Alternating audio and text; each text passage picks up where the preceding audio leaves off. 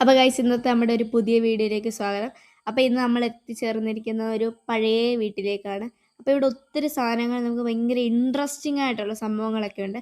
അപ്പോൾ നിങ്ങൾ video skip ചെയ്യാതെ തന്നെ കാണുക. ഇവിടുത്തെ വീട്ടുടമസ്ഥൻ ഇതിനെക്കുറിച്ചെല്ലാം വിശദമായിട്ട് പറഞ്ഞു തരുന്നതായിരിക്കും.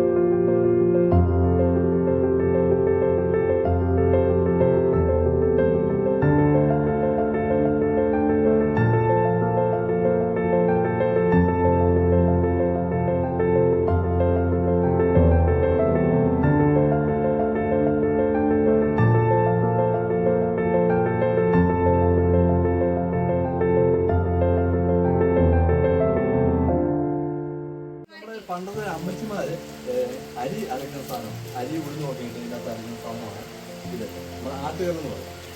ഇത് ഓരത് നമ്മൾ മുളക് മല്ലി ഒക്കെ പൊടിക്കുന്ന ഐറ്റമാണ്. ഇതിൻ്റെ ഉളക്ക ആവശ്യത്തിൽപ്പുണ്ട്. ഉളക്കിയിട്ട് ഇങ്ങനെ ഇരിക്കുന്ന സാധനമാണ് ഇത് ഓരത്. ഇത് പണ്ട് നമ്മുടെ അമ്മച്ചിമാരൊക്കെ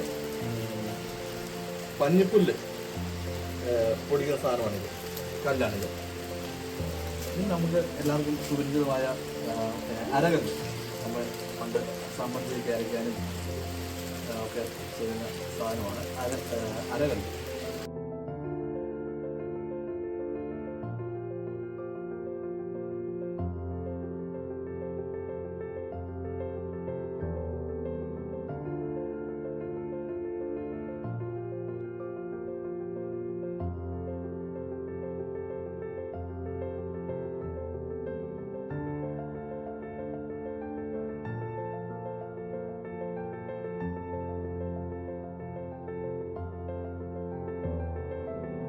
ഇത് ചെമ്പ് കുടം, താഴത്തെ കിണ്ടി, ഇത് മൊന്ത, ഇത് ഉപ്പ് മാങ്ങ ഭരണി, ഇത് പറ, ചങ്ങഴി, നാഴി, ചുണ്ണാമ്പിടുന്ന പാത്രമാണിത്. ഇത് വെറ്റപ്പെട്ടി, ഇത് പാക്കിടിയെ.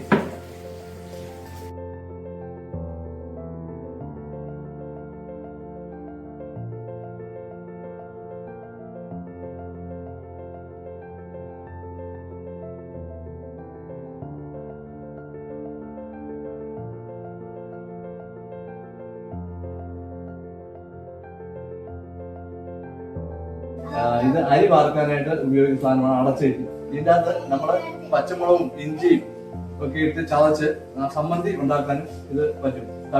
തവിയിട്ട് ഉടച്ച്. ഇതിന്റെ പേരാണ് വിത്തോറ്റി. പണ്ട് നമ്മള് നെല്ല് കുട്ടകത്തിനകത്ത് പുഴുങ്ങിയിട്ട് നമ്മൾ പരമ്പരയിട്ട് ഉണക്കുമ്പോ അത് വലിച്ച് ലെവലാക്കി ഇടാൻ വേണ്ടിയുള്ള സാധനമാണ് വിത്തോറ്റി. ഇത് തവിയിടുന്ന ഒരു ഐറ്റം. അതും ഇപ്പം ആൾക്കാർക്കൊന്നും അറിയാൻ വയ്യാത്ത കാര്യങ്ങളാണ്. ഇത് റാന്തൽ. ഇത് നമ്മുടെ തൈര് ഉടച്ചിട്ട്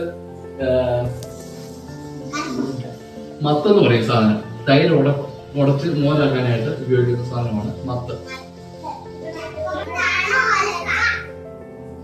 വസ്തു അടങ്ങുന്ന ഒരു ചങ്ങലയാണിത്. ഇതൊക്കെ ഇപ്പോൾ ഉണ്ടായിരുന്നതാണ്. ഇതിന്റെ പേരാണ് അളം. ഇതിന്റെ അകത്ത് പത്തായുണ്ട്.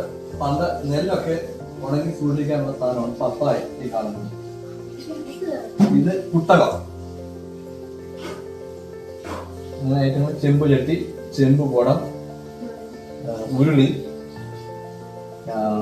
പണ്ടത്തെ മൺകലം. ഇതിൻ്റെ അകത്താണ് പുളിയെല്ലാം ഉണക്കി സേഫ്റ്റി ആയിട്ട് പോയ സാധനമാണ് മൺകലം. അപ്പൊ ഗൈസ് നമ്മളെ ഇതുവരെ സപ്പോർട്ട് ചെയ്തോണ്ടിരുന്ന ഫാമിലിയാണിത്. അപ്പൊ എല്ലാവർക്കും ബൈ. അപ്പം like, share, subscribe. Tata. Tata.